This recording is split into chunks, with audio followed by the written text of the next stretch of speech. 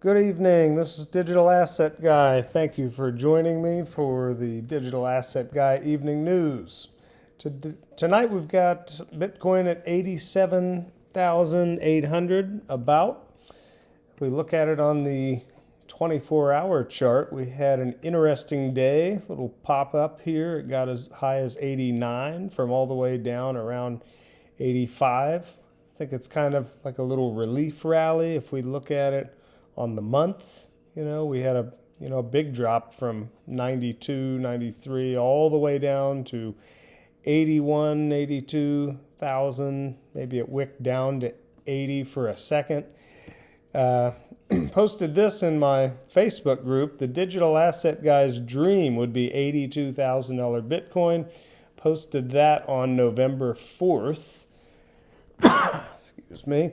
Allergies are getting a little bit better, but still got a ways to go. Still need that good snow to take care of this tree bark dust my doctor says makes me cough. Anyway, I think we might get down to $2,200 Ethereum and a $1.50 XRP. We'll have to see, but the way that I predicted that, it's not rocket science, but when you've been doing this for 10 years, it's kind of predictable. When we were up here, I said if we are topping, I could just see this line down here being our level of support. That's right down here around 82, 83,000 something. So I just picked that number and got a little lucky, but that's where we actually hit. If we look at it on the month, it comes right down there to about 82. So anyway, it's kind of predictable for a bear market. ETH, it's almost back up to 3,000. If we look at Ethereum on the monthly, and ETH is Ethereum for short. Somebody told me the other day, well, what are you talking about? You're talking about Ethereum, and then you're saying ETH, something little like that. I don't even think of it, but I guess new people might not know. We call it ETH for short. So anyway, we were up here at 4,300, fell all the way down and got down to 27, but I still think we got a little ways to go. But if we look at it on all time, we're having a nice little kind of bear turn here, but we've done it before. I remember when we pulled way back here to 1,500, I predicted that in my group when we were almost, at 4,000. I said, I think we're going to come back to this trend line down here around 1,500. That's what we did. That's what it does. It's crypto. It's volatile. It's a new asset class. It just came out 15 years ago. That's not very long in the big picture. XRP still looking strong to me, even though I think soon things are going to come down here. But we came down as low as like $1.87 or so from, we were up here at 260. I took a bunch of risk off the table right about 260 up there. But pretty predictable.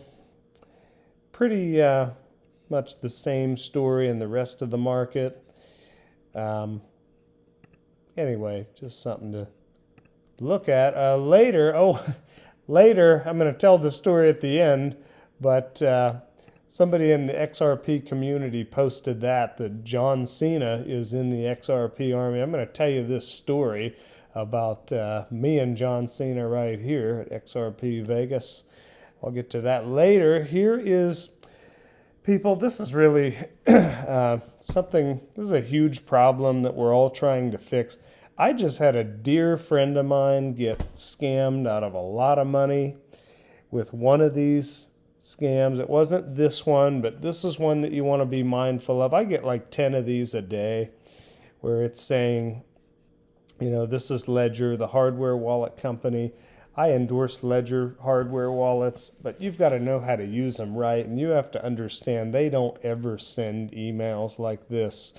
If it's ever asking you to do something and like click on something like verify my account, it's a scam. I don't even care if you think it's real. You just don't click on anything. But I'll tell you, I had a dear friend of mine And it's not the first time. I've had a lot of friends. I've had clients where I help them set up their wallets and things, and they still get scammed because they didn't do their homework, didn't really understand what they were doing. But anyway, I had this friend who basically, he got a phone call from someone claiming they were from a certain crypto exchange. I'm not going to say the name, but it's a very popular, well-known exchange that I no longer use for this reason and other reasons, locking people out, things like that, and really crazy high fees.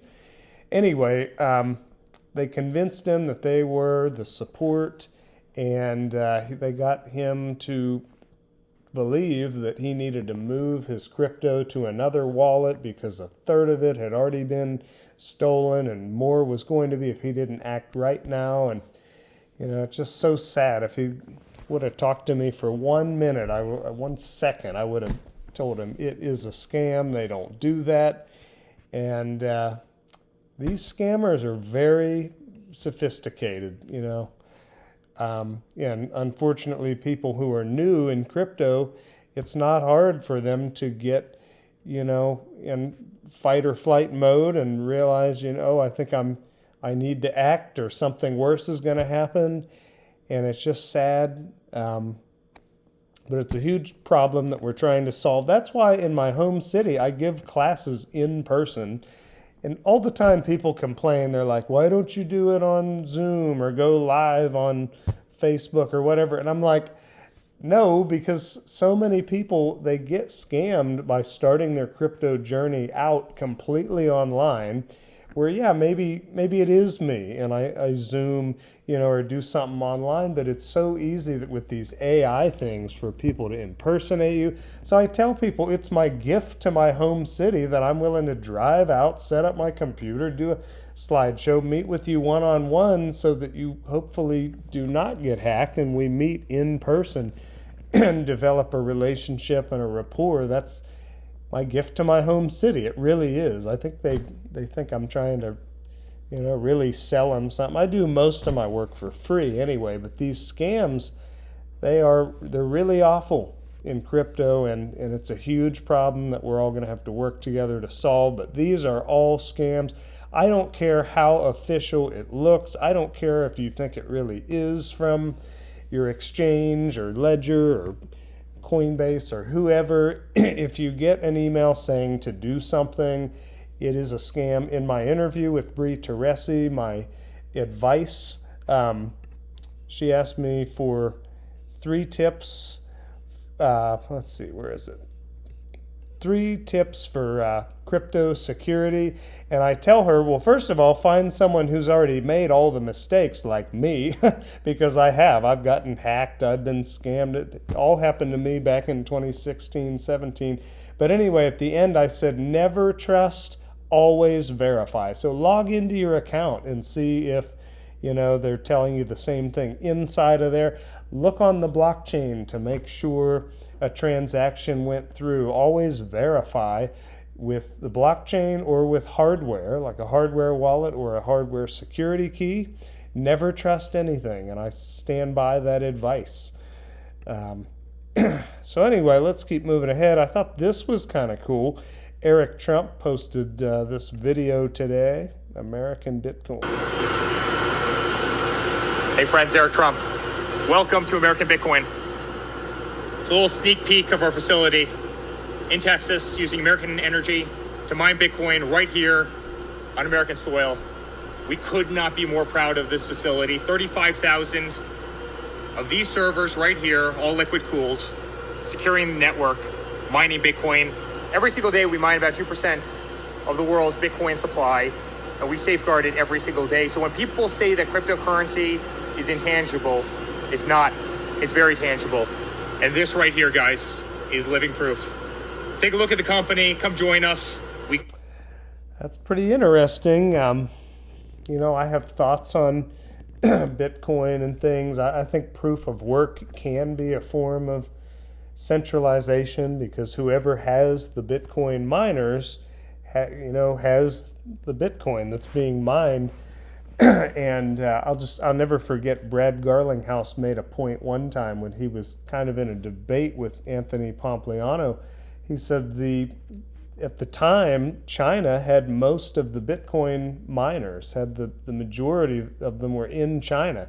He said, what if the Chinese government were to take over or seize those miners? And I think Anthony kind of said, I don't think that's going to happen or something. And that just kind of always stuck in my mind. I mean, this is cool, and I think Bitcoin is going to be around, and it's going to be valuable from a store of value point, not really a utility, but maybe it's not supposed to be used for its utility. It takes a while to send Bitcoin. The last time I sent some Bitcoin, I just had to look the next day to see if it got there because it took so long. But it's like the digital gold, so it moves slower. It takes a lot of computing power to mine and things, but I don't know, it'll be interesting. I just think proof of work can be a form of centralization, though. But it's going to be interesting, I guess, if we're mining the last Bitcoin that are mined in America. I guess that's good. But once they're all mined and we start using these things for the utility, I do think the game's going to change a little bit. That's all I'm going to say on that. Here are two of my friends, Bree Teresi and Mikkel. I was just talking to you about my interview with Bree, and then Mikkel, here's me and Mikkel. I saw him walking around at XRP Vegas with the sunglasses, and I interviewed him for a second. I asked him how he got into crypto, and he had this kind of sophisticated story, about investing in other technology and stuff. And at the end, you can go in here and watch it, but I said, wow, your story is a lot more sophisticated than mine. I was in my college dorm room, and one day my friend was doing something weird with his computer. I said, what are you doing? He says, it's getting me money. And I said, well, that sounds dumb, but show me how it works. You can watch this video of us mining. But anyway, here's a little interview Bree does. Mikkel he's totally armed with just all this knowledge of XRP and Ripple and how it all works. Just go ahead and listen to a little of this. I think one of the things that I always draw back to is if you go look at very early conversations about Google and Amazon and some of these tech behemoths, everyone always said, oh, Google could never get to $100 a share because that'd be twice the size of the biggest company on earth, which is ExxonMobil, an oil company, and the internet's never going to be more valuable than oil.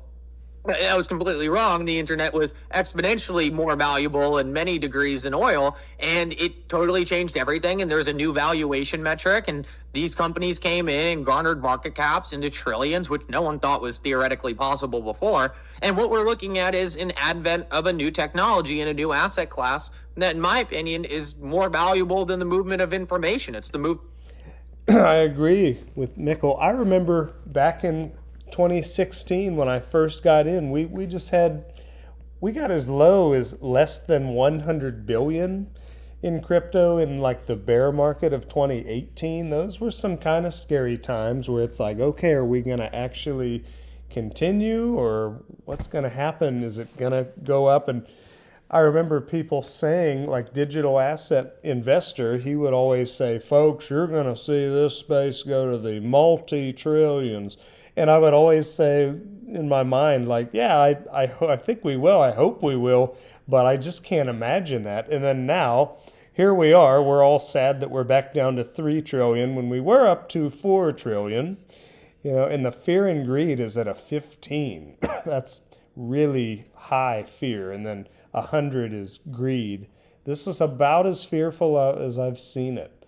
But anyway, it keeps going up and up, stair-stepping all the money in crypto, the market cap, and we've been up to 4 trillion. But I remember back when we were at 100 billion, it was a baby market. And then I do agree with Mikkel that the movement of money it'll be like the movement of information, only this time it'll be movement of value.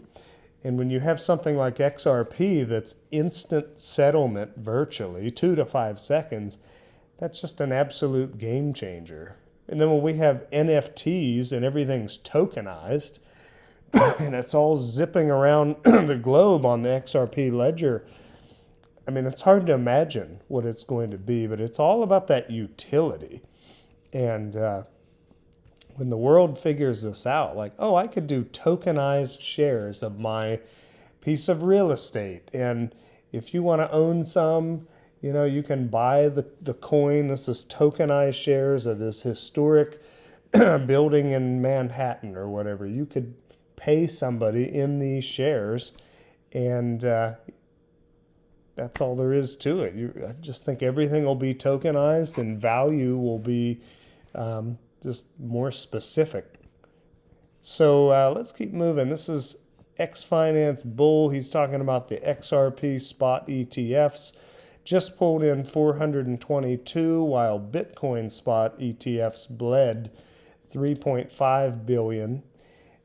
So it's kind of apples and oranges right now, because Bitcoin, a lot more money's going into the Bitcoin ETFs because these XRP ETFs just got started trading. But anyway, Canaries went live, and then I think Bitwise went live. And again, I'm not in the camp that that as soon as these ETFs go live for XRP, we're just going to go to the moon. I mean, obviously we did not. I've taken a little bit of heat from some friends lately saying, what, you sold some XRP on that, when it was up a month ago? Are you kidding me? What's wrong with you? We got all these ETFs. And I'm like, guys, chill. I'm a believer. It's just, I've been in this space a while, and I remember the ETFs going live for Bitcoin and Ethereum. I mean, they just went live for XRP, and look what we did. We didn't go to the moon. So already, I hate to rain on people's parade, but that's just not how they work. Again, I'll show with Ethereum's. I think, when was the first Ethereum ETF was in October of 2023. I think we did this last time, but let me just ask the lady one more time here. When was the first spot ETF of Ethereum? When did it start trading? What day? The first spot Ethereum ETF began trading on October 12th, 2023.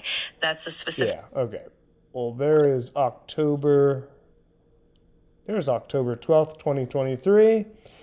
Then it took until about March, so we got like 6 months or something. And then look what it did. It went back down to 2,300. Then it went up to 38. And then we pulled all the way back down to 15. And then we hit a new all-time high up here.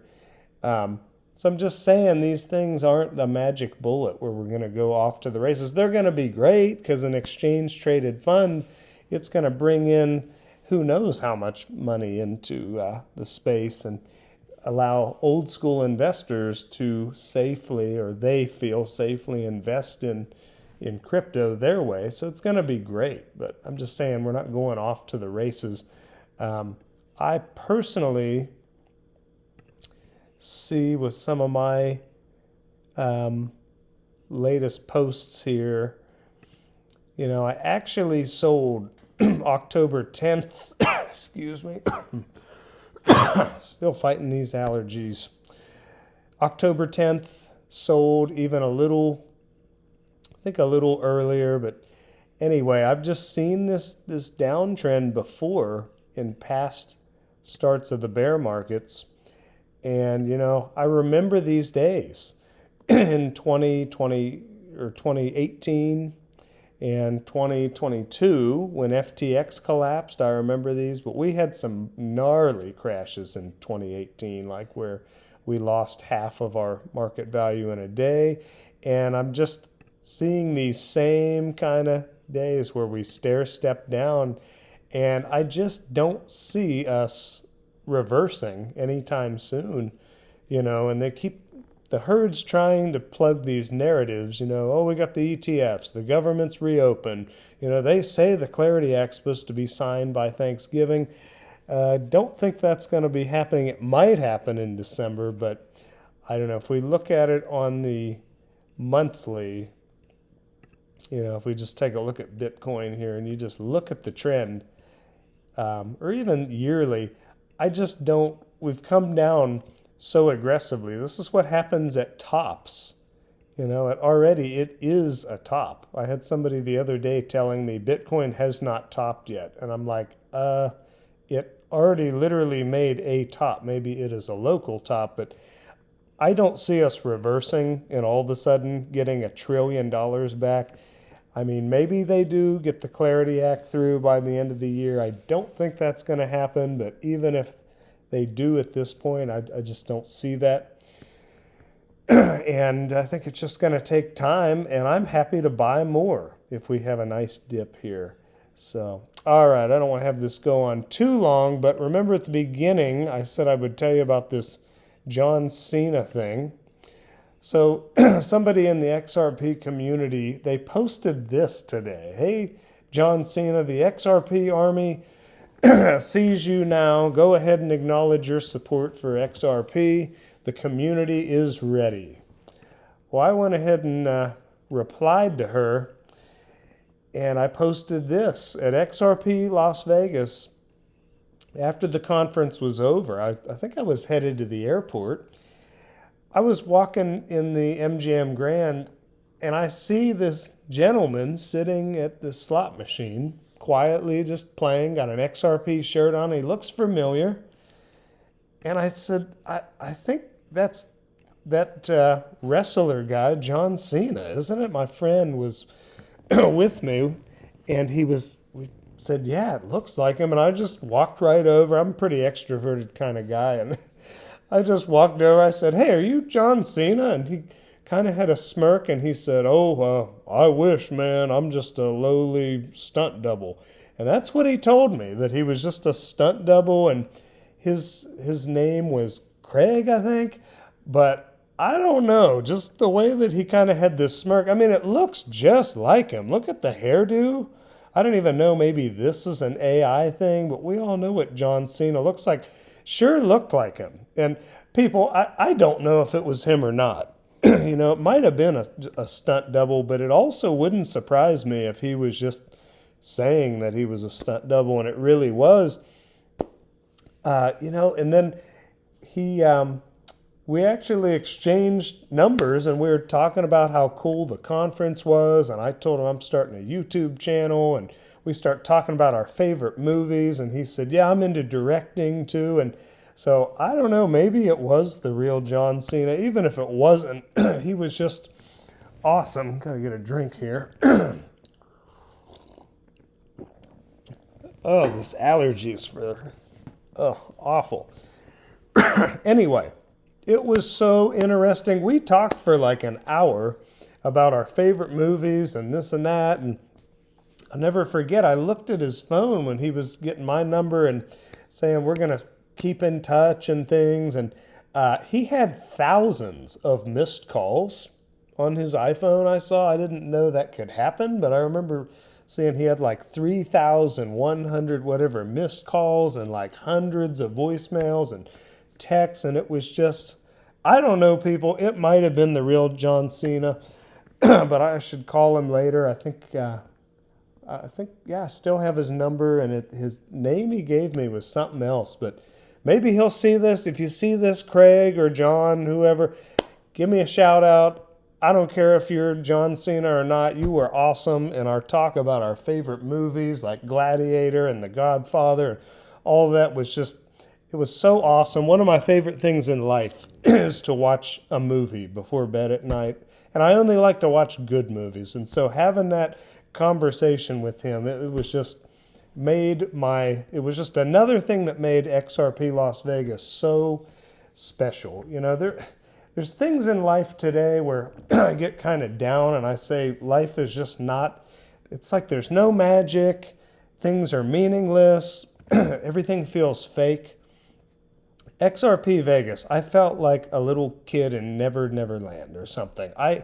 It just had this magic about it where I met the most incredible people, had these interviews with all of my heroes, and it was just amazing. And I know I talked in my last video about don't worry about how much money it costs. It is expensive to go, but it's totally worth it. You never know who you're going to see, because I either saw John CENA or the stunt double named Craig, whoever. But anyway, just awesome. All right, this video is going on too long as it is, but I hope I was able to give you some crypto news and a little bit of insight. Please comment below if you have any comments or suggestions.